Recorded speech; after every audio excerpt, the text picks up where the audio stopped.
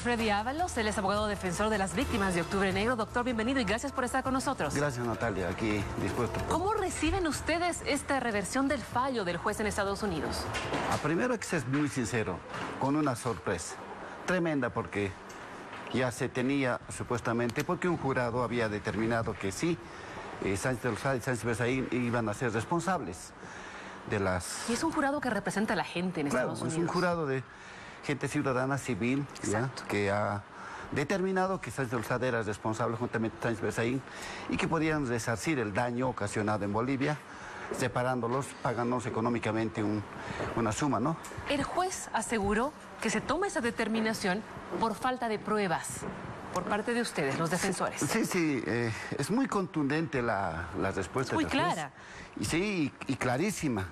Dice que la evidencia respalda un criterio evidentemente que no está claro, faltan evidencias. Claro, ¿qué es lo que faltó? Dice, los demandantes no pudieron, dice, demostrar las acusaciones de actos deliberados e intencionales de militares en contra de civiles. Ese es el fondo de la respuesta, ¿no?, del juez. ¿Por qué alega esto? Esto denota como si los abogados que nos representan a las víctimas en Estados Unidos no hubieran probado fácticamente o técnicamente con las pruebas para determinar que Sánchez de Lozada habría cometido delito en Bolivia.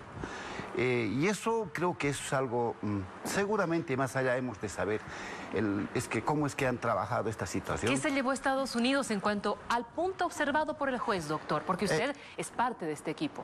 Hay una situación que yo creo que todo Bolivia sabe. Hay un decreto supremo firmado por Sánchez de Lozada, el decreto 27209. ¿De qué año es, doctor? Del año 2003, justamente. ¿Qué para que toda la gente entienda? Claro, es muy importante. En este decreto, ¿qué hacía? Se ordena a las Fuerzas Armadas de la Nación hacerse cargo del transporte de camiones de cisterna y otros. Estoy hablando del día 12 de octubre. Pero ¿cuál es el fondo de este decreto? Que decía, cualquier daño sobre los bienes y personas que se pudieran producir como efecto del cumplimiento del objeto del presente decreto supremo, su resarcimiento se encuentra garantizado por el Estado boliviano. O sea, ya se estaba preveyendo de que podía haber muertes. 12 de octubre de 2003. Y este decreto es lapidario porque en este decreto se habla del daño a bienes y a personas. Ahora, explíquenle a las personas para que todos lo entiendan, doctor. ¿Qué tiene que ver esto con la determinación del juez? ¿Qué quiere decir con este decreto? Que Sánchez de Lozada ya había previsto que iba a haber muertes en Bolivia.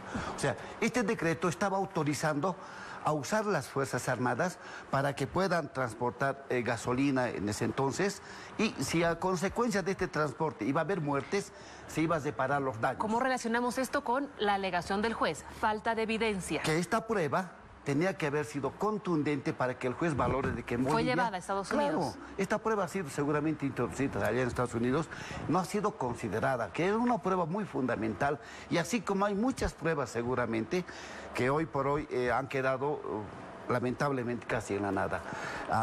Seguramente las víctimas han de pronunciarse en contra de esta situación, ya lo han hecho el día de ayer, pero aquí quiero manifestar lo siguiente. Creo que la situación se ha direccionado de una manera muy distinta. Este proceso es un proceso de separación de daños.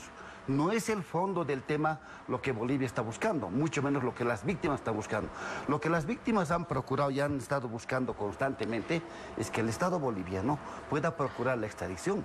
Porque en el fondo del tema lo que se busca es hacer justicia. Lo que a Sánchez de Lozada hoy se lo estaba responsabilizando era para que pueda pagar, indemnizar a un grupo de víctimas. Y no es el fondo del tema. El fondo del tema es extradición, que en Bolivia se haga un proceso penal, se lo procese, se lo juzgue y se lo sentencie. Doctor, Sánchez de Lozada, luego del veredicto, respondió a través de una carta. Esta dice que el veredicto es claro y demuestra que él no es responsable. ¿Qué responden ustedes? Sí, y las pruebas, y los muertos, y las víctimas, y los heridos. Ahí está la prueba más evidente, Natalia.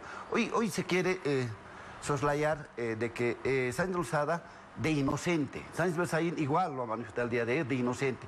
Pero cuando en el fondo las pruebas son lapidarias, las pruebas están en Bolivia, hay víctimas que se presentan. Doctor, el juez dice que las pruebas fueron insuficientes. Evidentemente no hay errores, existen lecciones.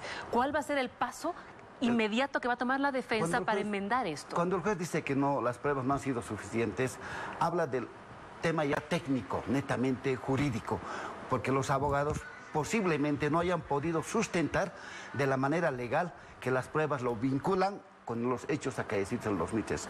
Lo que viene hoy es seguramente una apelación que va a ser en el plazo que establece la norma en 30 días desde el momento. ¿Están trabajando ya en enmendar estos errores, por decirlo así? Si es que hubo errores, seguramente se los va a enmendar, pero ya lo vemos un poco muy difícil. Son 26 páginas. El documento tiene 26 páginas. Lamentablemente. ¿Usted los leyó las 26 páginas? No, todavía seguramente que no. ¿Cuándo va a llegar el documento completo? Estimo que en estos días hoy día o mañana se va a saber ya de una forma total. ¿Cuál de los abogados, porque es un equipo muy grande, entre extranjeros y bolivianos, tiene el documento de las 26 páginas? Los abogados de Estados Unidos, quienes se han hecho cargo de la Universidad de Harvard, ellos son los que se han hecho cargo. Además, el documento sale en inglés.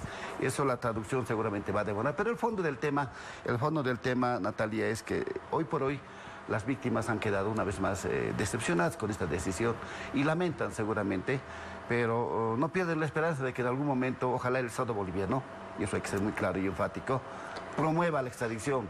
Busquen, porque lo que se quiere es que en Bolivia se haga justicia, no es que en Estados Unidos encontremos una justicia donde no sabemos exactamente qué es lo que pueda suceder, como con la sorpresa del día de ayer, ¿no? Estamos buscando la extradición, que venga a Bolivia, se someta a un proceso y ojalá que eso pueda llegar algún día. Bien, doctor. Queda claro que esto está muy fresco, hay mucho que hacer. Trabajar en la evidencia solicitada por el juez, aseguraban que eso puede tardar un par de años, evidentemente. Sí. Hay que hacer mucho trabajo, es una determinación que ha sorprendido. Decía que es difícil. Es muy difícil, Natalia. Pero hay que trabajar en ello, desde ahora lo van a hacer. Obviamente que hay que trabajarlo, pero ya un poco más difícil, cuesta arriba ya, porque generalmente las decisiones que se toman una sentencia en Estados Unidos, se puede apelar, en todo el mundo es así, se apela, pero ya estas decisiones es ya muy difícil casi de revertir. Generalmente en las apelaciones casi los jueces ratifican en una generalidad los hechos que han decidido un juez inferior, a no ser que tenga... Si es muy difícil, para terminar, me queda un minutito. ¿Qué pueden hacer entonces? Porque noten ustedes este pesimismo. No es pesimismo, Natalia, lo que notamos nosotros es que esta decisión ha afectado tremendamente a las víctimas, primero. Segundo, que debíamos de enfocarnos en un tema muy distinto, que es el tema de la extradición. Se ha buscado siempre esta situación, pero lamentablemente no se ha apoyado esta decisión. Gracias, doctor. Y lo que hubiéramos querido es que el Estado boliviano promueva la extradición para hacer justicia en Bolivia. Gracias, doctor. Buenos días. Tenemos más para usted aquí en La Revista.